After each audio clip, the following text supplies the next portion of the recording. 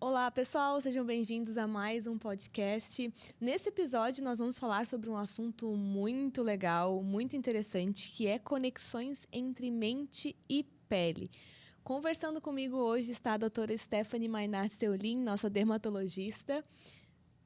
Seja bem-vinda, doutora. Muito obrigada, é um prazer estar aqui novamente. E comigo também está o doutor Pedro Béria, médico psiquiatra. Seja muito bem-vindo, doutor. Obrigado, Bruna. Obrigado pelo convite. E é muito legal a gente poder falar sobre um tema como esse. Acho que isso remete a questões que vêm lá do início da faculdade, lá do ciclo básico, né, e do entendimento biológico que a gente acaba vendo na clínica com os pacientes diariamente. Pele e cérebro fazem parte, né, tem origem no mesmo tecido embrionário, que é a ectoderma. Então, a gente vê uma grande conexão imunológica, neuroendocrinológica, de todo o sistema nervoso central e periférico com a pele, né? A quantidade de neurotransmissores, neuroreceptores, todo o próprio sistema endócrino associado, né, à pele e ao cérebro. A gente vê isso nas manifestações diárias de estresse, inflamação da pele e todos os processos que a gente pode pensar para auxiliar cada vez mais os pacientes. Perfeito. E doutora Stephanie, assim, me conta, no consultório, chega a aparecer pacientes que conseguem ter uma relação assim de doenças, sejam até, a gente consegue ver até nas doenças autoimunes, por exemplo, né, que vão ter uma manifestação bem importante. O paciente estressa, já vai ter uma manifestação dermatológica, ou tem alguma mudança na vida e vai acontecer alguma atuação dermatológica. Existe alguma gama de doenças que afetam mais esses pacientes e que acabam tendo mais uma relação? Ou isso é realmente uma relação tão íntima que qualquer coisa pode acontecer? Na verdade, é muito difícil ter um dia de consultório que a gente não veja isso. Sim. Né? E isso relacionado a todas as doenças, sejam elas autoimunes, autoinflamatórias ou não.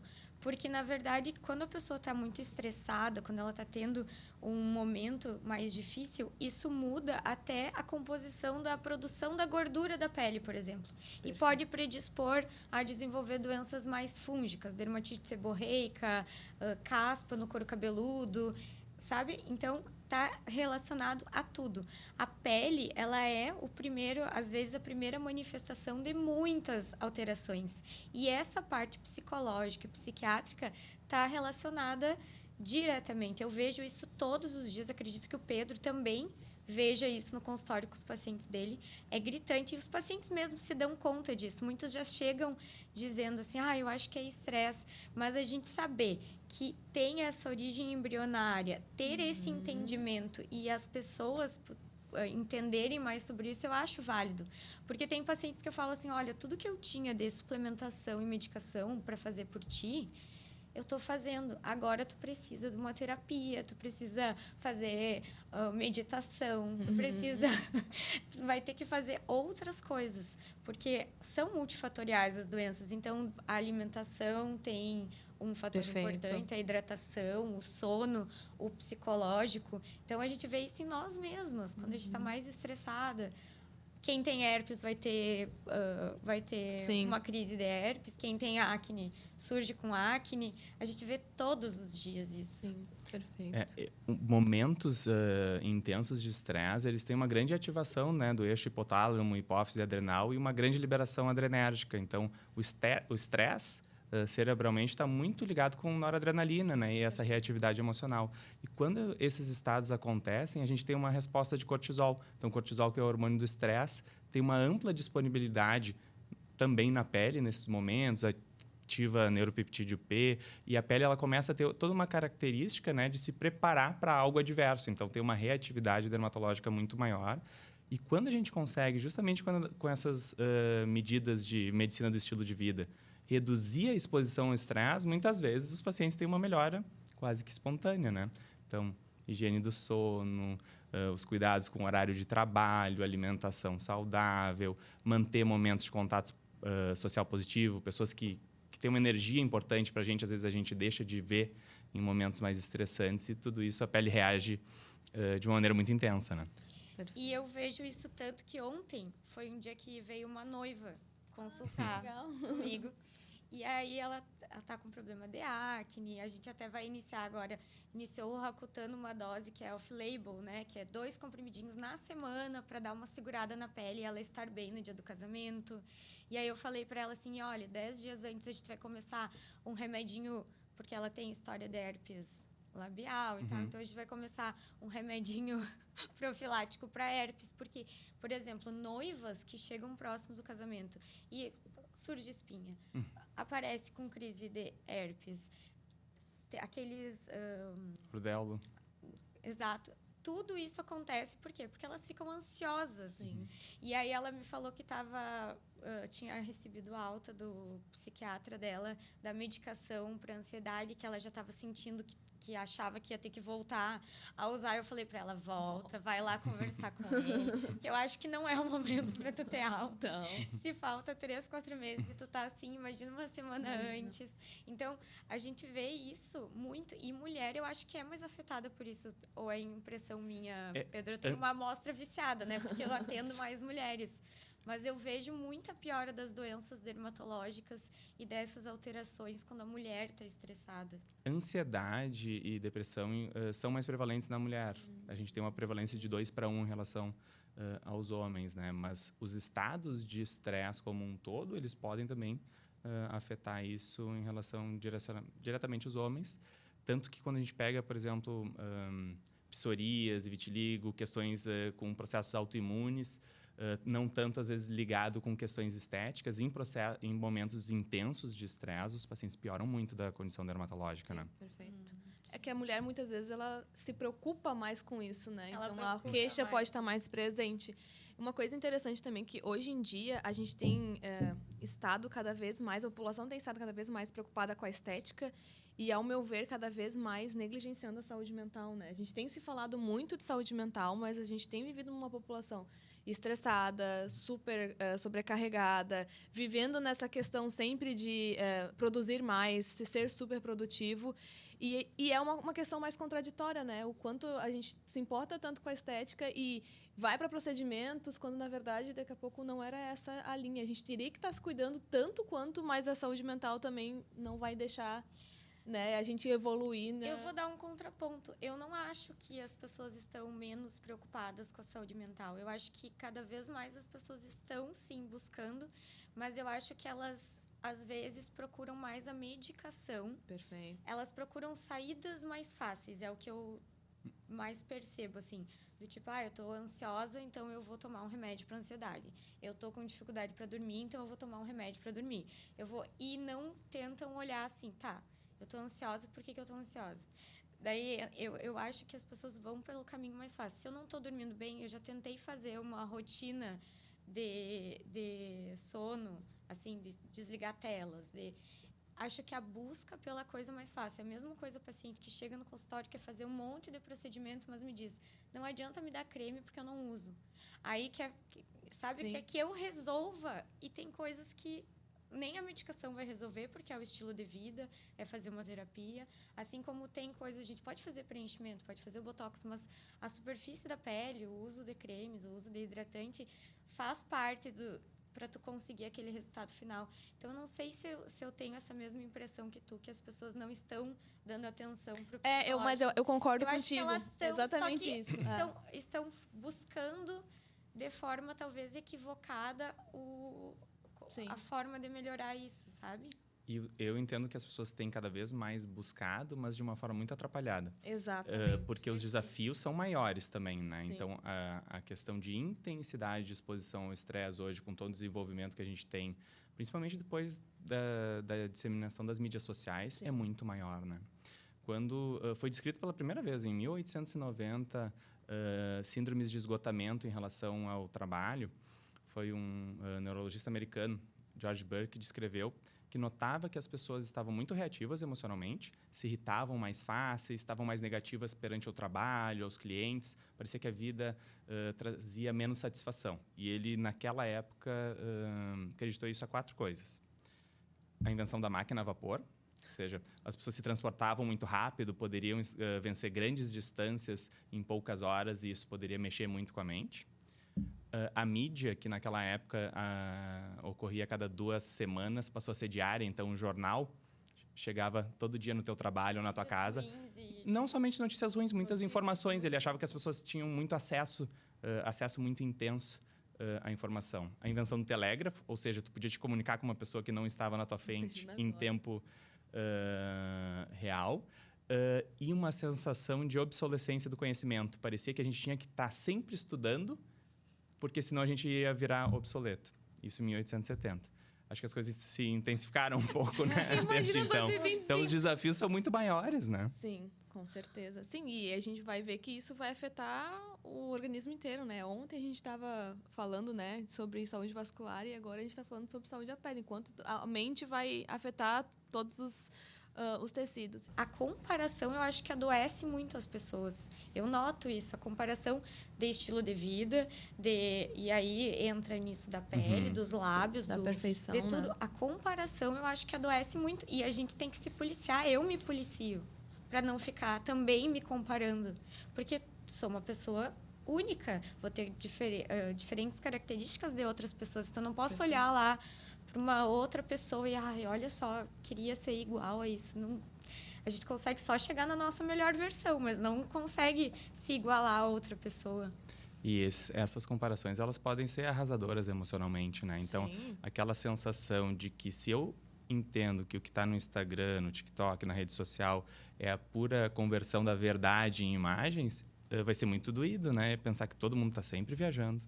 Todo mundo está sempre muito bem sucedido, lançando uma empresa nova, com a pele em dia, casando, tendo filho. E parece que eu me esforço tanto e não chego lá, né? Então, a gente tem que começar, aos poucos, a entender que essas comparações injustas, comparar o filme da nossa vida com a foto da vida do outro, acaba sendo muito adoecedor. Que as pessoas esquecem que as pessoas postam nas redes sociais aquilo que elas querem mostrar. É uma persona, um personagem, É uma persona, né? Eu vou mostrar só o momento feliz da minha vida, eu vou mostrar a empresa que eu abri, a viagem que eu fiz. Eu não vou mostrar o dia que eu acordei triste, com olheira. Pouquíssimas pessoas fazem isso, né? Alguns influenciadores Mas eu nem fazem. acho que deva também, porque eu também tenho os meus dias ruins e eu fico pensando, vou ir lá chorar as minhas pitangas em rede social. E que coisa boa é poder se distanciar um pouco da rede social, às vezes, né? Muito. Como esse mind detox, assim, de não estar conectado, causa muito bem-estar, né? Isso é algum tipo... É uma estratégia que possa ser feita com esses pacientes que têm esse transtorno dismórfico muito relacionado à comparação? É uma alternativa, assim? Com certeza, porque o transtorno dismórfico, ele é uma condição que tem algumas similaridades com o TOC, com o transtorno obsessivo compulsivo. Ele é, inclusive, no DSM, que é o Manual Diagnóstico de Saúde Mental, ele está dentro dessa categoria. Porque existe uma obsessão, um pensamento intrusivo mais intenso que outros perante a autoimagem, e além da obsessão, existem comportamentos que podem, em alguns momentos, aliviar essa obsessão, mas depois se intensificam se a gente não faz novamente. Então, se eu acho que eu tenho alguma imperfeição no pescoço, a pessoa usa uma gola alta, uma manta, esconde, verifica recorrentemente no espelho, faz procedimentos que têm um alívio parcial, mas, como a angústia volta, a pessoa continua repetindo aqueles procedimentos. Então, ele tem algumas características biológicas parecidas. E a base do tratamento dessas pessoas? Como que é? Porque eu, às vezes, identifico isso, mas não sou eu que trata. Como que essa pessoa vai ser abordada? Chega um momento que ela procura ajuda por conta própria ou tu vai identificar durante uma pessoa que já veio tratar a outra coisa e tu vai identificar isso? É que a resposta que a gente dá para essa egodistonia, né? O que é algo egodistônico me incomoda, não é meu, me traz alguma estranheza. Geralmente, teoricamente, seria a solução de um procedimento estético ou de uma reparação, né? Então, a pessoa busca, muitas vezes, inicialmente, esse tipo de tratamento, só que não alivia emocionalmente a dor que a pessoa vinha tendo. A partir daí, muitas vezes, o profissional percebe, até mesmo na avaliação, é uma contraindicação relativa a fazer procedimentos estéticos, né? E o tratamento formal é realizado com terapia cognitivo-comportamental, com exposição e prevenção de resposta, identificação dos pensamentos disfuncionais e também com inibidores da recaptação de serotonina. Medicações clássicas como fluoxetina, estalopram, sertralina têm evidência para redução da angústia e do pensamento intrusivo relacionado. Acho que esse é um ponto muito legal da gente entrar, porque é um papel também que daqui a pouco vocês, dermatologistas, vão ter quando recebem um paciente assim em consultório, né? Porque a gente pode ter um paciente, eu não sei se esse é um transtorno que pode ser desencadeado de algum evento. Essas condições, existe uma predisposição biológica, né, como a grande maior parte das condições em saúde mental, e eventos estressantes podem sim aumentar a chance do desenvolvimento dos sintomas. Perfeito, porque pode chegar uma paciente em consultório, né, e te pedir assim, eu quero mudar isso, eu quero me transformar, e daqui a pouco ela nem precisa de tudo isso, né? Já me aconteceu, a gente estava conversando aqui antes do podcast e trocando algumas ideias, e eu contei que eu tive uma paciente que ela é linda. Ela é linda. Se eu mostrar a foto para vocês, vocês vão ver que ela é uma boneca. E um dia ela chegou super angustiada. Eu notei que ela estava com muitas queixas. Porque eu quero preencher o lábio, porque meu lábio não tá bom. Porque, olha minha olheira, minha pele não tá boa. E eu olhando para ela e pensando, alguma coisa está acontecendo com ela.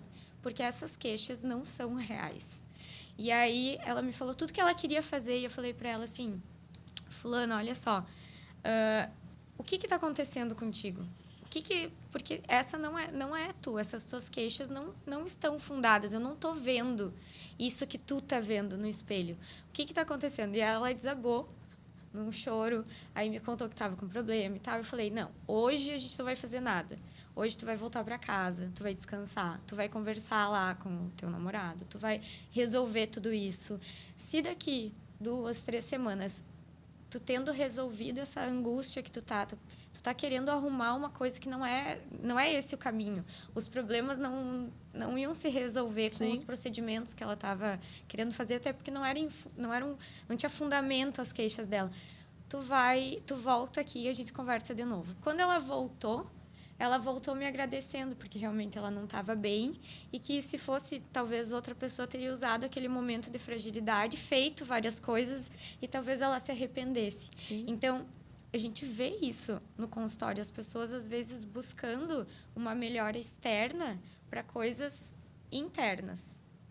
Eu vejo muito isso. Muito. E, enfim, pode estar no consultório, a pessoa pode comprar um carro novo. Exatamente. As vendas acontecem muito no impulso, né? Sim, perfeito. E eu vejo também o contrário. Eu não sei se tu vê isso no consultório. Eu vejo pacientes que vêm mais deprimidas, que vêm, e aí a gente começa a fazer procedimentos e elas melhoram. E quando elas voltam para o retorno, por exemplo, elas voltam de batom, elas voltam maquiadas. E aí eu penso assim, teve uma mudança ali que aconteceu de fora para dentro. A gente mudou o externo e isso fez com que melhorasse a autoestima e ela tá, sabe, melhor. Eu também vejo isso. Essa via bidirecional existe muito, né? Então, e até em momentos a gente vê um marcador assim de melhora de depressão, especificamente, quando a pessoa está muito anedônica, muita dificuldade de sentir prazer, com a autoestima muito baixa, e ela começa a melhorar. Um dos primeiros sinais que a gente percebe é o autocuidado, é querer usar, as mulheres, às vezes, uma maquiagem, se cuidar um pouco mais, buscar procedimentos que ela gostaria de fazer há algum tempo, cuidar mais de si.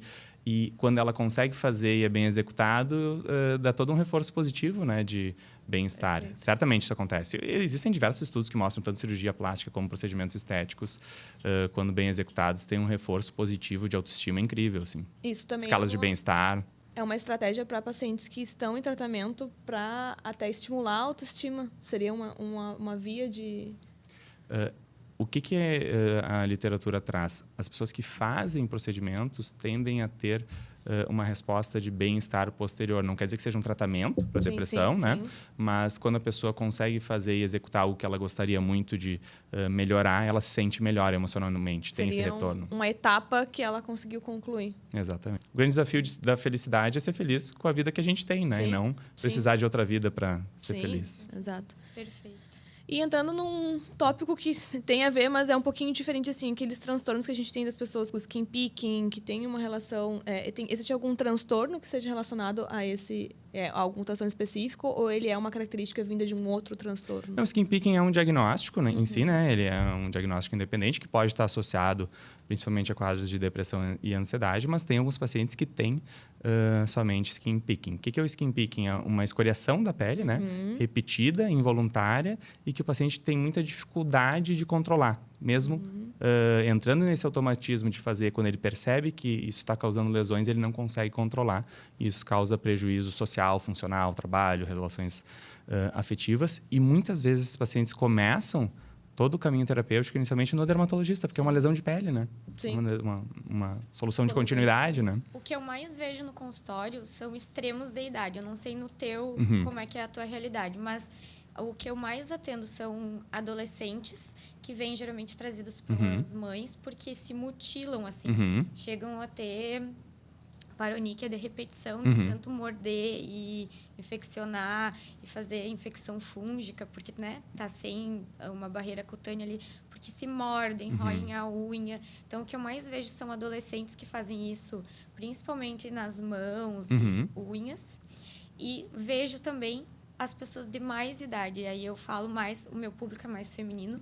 Então, mais mulheres acima dos 50, 50 e tantos anos, que se escoriam aí em braços e costas. Então, assim, já cheguei a biopsiar pensando numa doença de pele e não vir nada. Então, a gente chama na dermatologia de escoriação psicogênica, que é quando a pessoa machuca tanto a pele, cutuca tanto, né, tira casquinha, que se enche de feridas. E aí ela pensa que ela tem um problema muito grave, às vezes pipoca de dermatologista em dermatologista, e no fundo é uma escoriação psicogênica.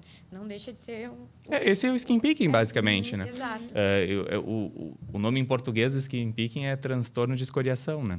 E uma das questões que realmente acontecem, a grande maior parte dos pacientes tem prevalência e a incidência inicial durante a adolescência, início da idade adulta.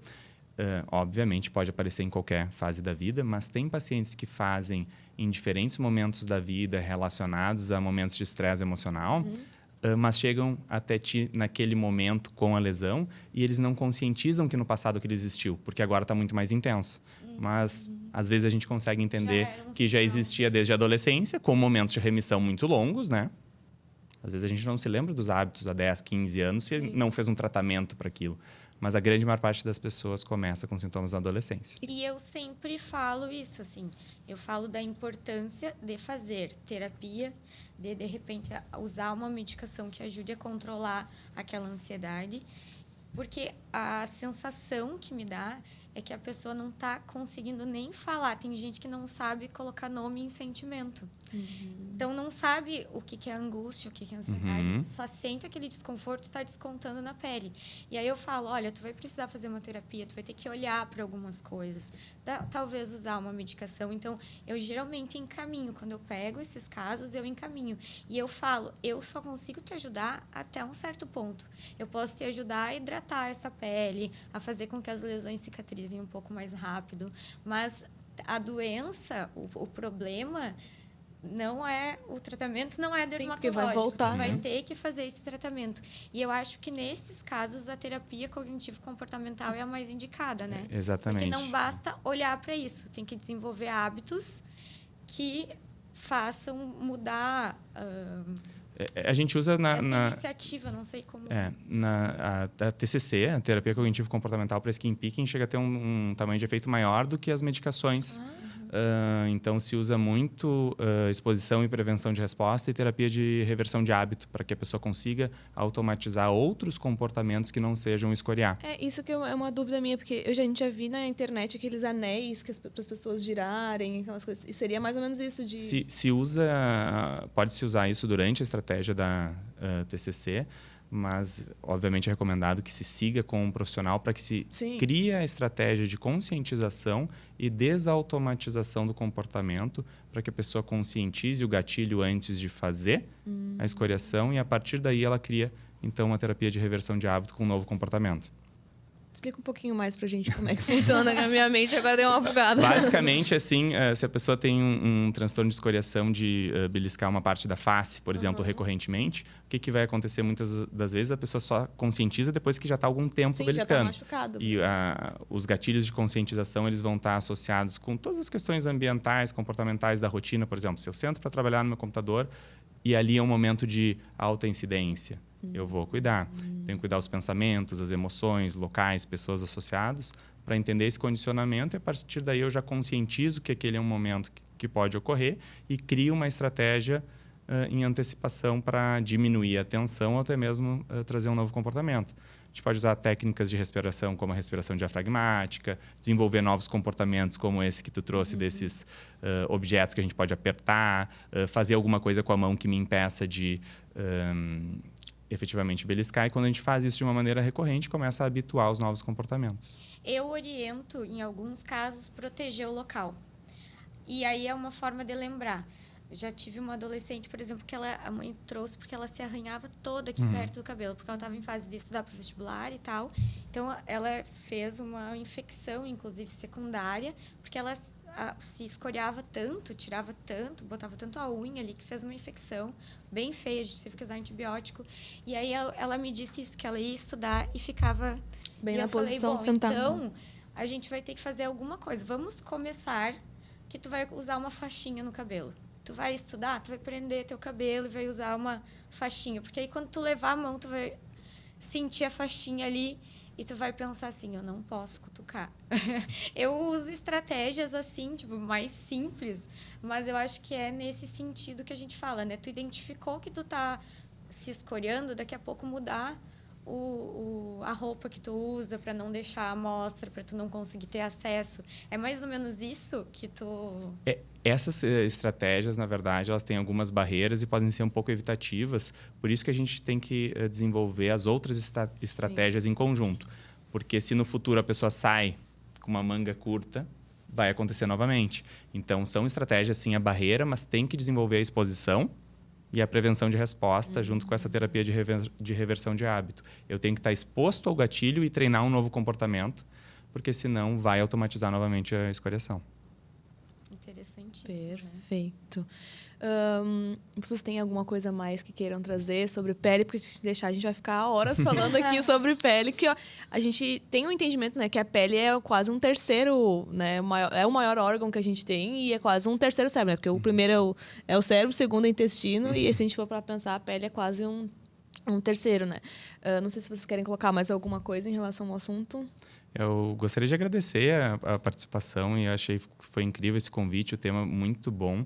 E essas questões que a gente vê de dentro para fora, né? Intestino também, pele, cérebro, todos mesmo tecido embrionário, e como isso se manifesta na nossa vida, na nossa rotina, o dia a dia, como essas questões estão ligadas biologicamente e pensando sobre essas estratégias, a gente consegue ajudar melhor os pacientes identificando isso. Né? Perfeito.